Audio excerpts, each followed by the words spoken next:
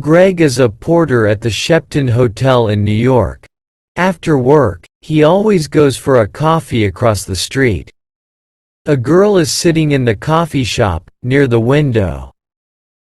It's her again, thinks Greg. She's here every afternoon. I'm going to say hello. Greg goes into the coffee shop and gets a coffee. Then he goes across to the girl's table. "Hi," he says. "I'm Greg. Can I sit with you?" "Okay," she says. "I'm Cassie. I come here for a coffee every day after work," says Greg.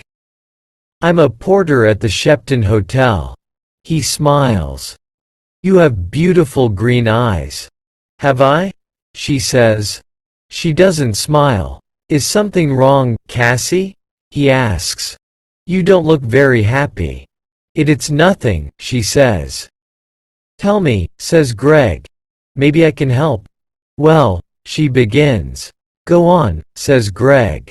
"My stepfather is staying at the Shepton Hotel," she says. "He has my sketchbooks.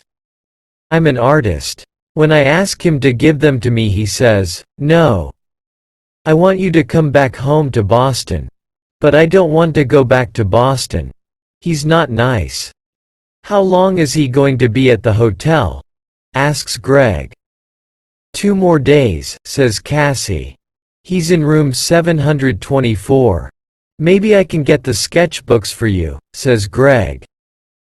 "Maybe I can get into his room." "Can you?" she says. "Meet me here tomorrow afternoon at 4:30, says Greg. "Okay, thank you," says Cassie. "Thank you very much." She looks at her watch. "I've got to go now. See you tomorrow." When Cassie gets back to her hotel room, she makes a telephone call. "Hello," she says. "It's me. It's okay, the boy's going to do it." "Yes, I'm going to get them from him tomorrow afternoon." "Okay, I can meet you there the morning after, at 10 a.m. Don't forget to bring the money, $2,000. Next morning, Greg arrives at work early.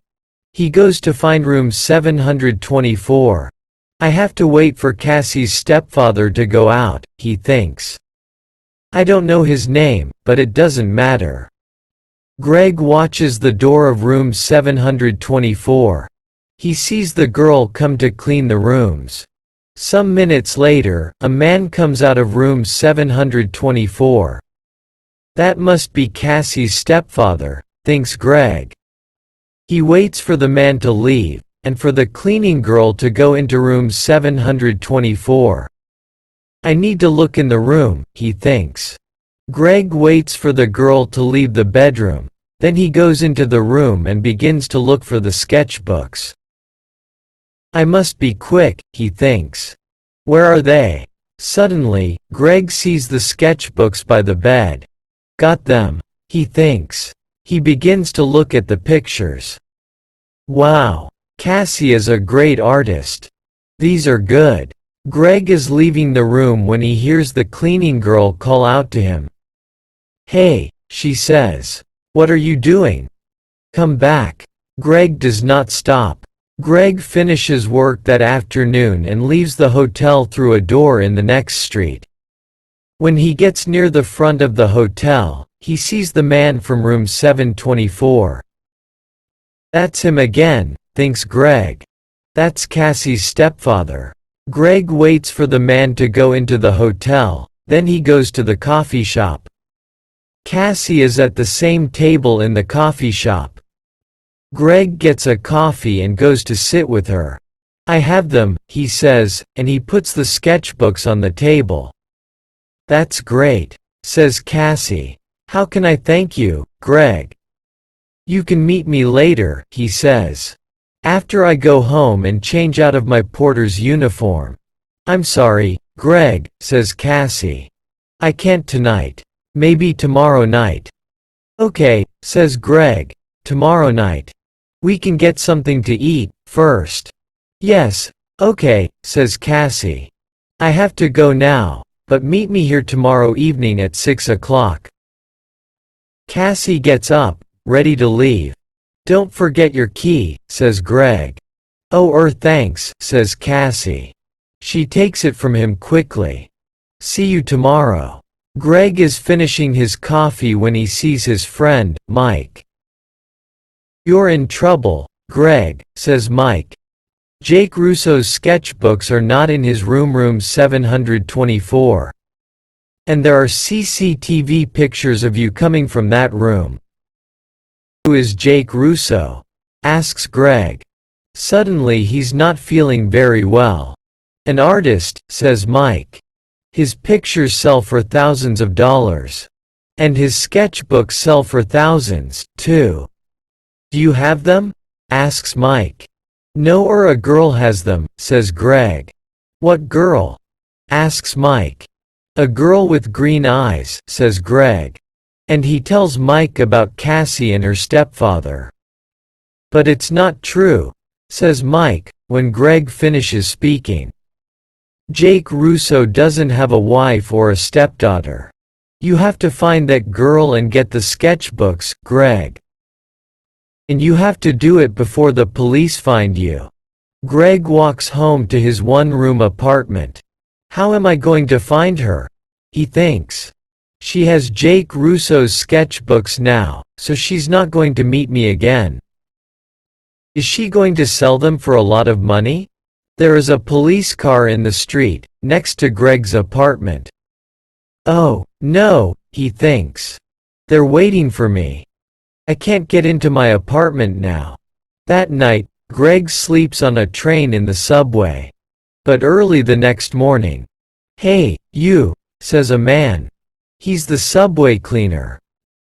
"Get up. You can't sleep here all day." "Sorry," says Greg. "People are arriving to get their trains now." One of them stops and looks at a photograph in his newspaper and then at Greg. "It's him," thinks the man. It's the young man in the newspaper photograph. The police are looking for him. Suddenly, Greg sees the man looking at him. And he sees his picture on the front of the man's newspaper. "I have to get out of here quickly," he thinks. The man with the newspaper finds a policeman. It's him. He tells the policeman, the hotel porter, "Hey, you." The policeman calls to Greg. Greg runs. "Stop," calls the policeman. Greg doesn't stop. "I have to get out of this uniform," thinks Greg. "People know I'm the porter. Maybe Mike can give me something different to wear." When he gets to Mike's apartment, Mike opens the door. "I need something to wear," Greg tells him. "I can't go back to my apartment. My picture's in the newspaper and—" "Yes, I know," says Mike. "It's okay. Come in." "Where's the girl?" asks Mike. "Do you know?" "No," says Greg. "What can you remember about her?" says Mike. "There must be something to help you find her." "Yes," Greg says, suddenly. "Her key. A key to a room in the Dolphin Hotel. It's a small, cheap hotel near 42nd Street. She must be staying there." "What's the time?" "Nearly 9 o'clock, says Mike. "Maybe she's there now," says Greg. "I have to go." "Thanks, Mike." 20 minutes later, Greg is near the Dolphin Hotel. "Am I too late?" he thinks. Suddenly, Greg sees Cassie come out of the hotel. "Cassie," he calls. "Wait, I have to talk to you." Cassie sees him, but she doesn't stop. There is a car waiting for her. She says something to the driver and gets into it quickly. "Oh, no," says Greg. "Pier 83, says an old man in the street. Greg looks at him. "What?" "The girl is going to Pier 83, West 42nd Street, for the Circle Line boat," says the old man. Greg smiles. "Thanks," he says. And he begins to run.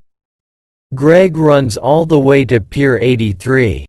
People are getting onto the boat, and he gets a ticket. On the boat, Greg looks for Cassie.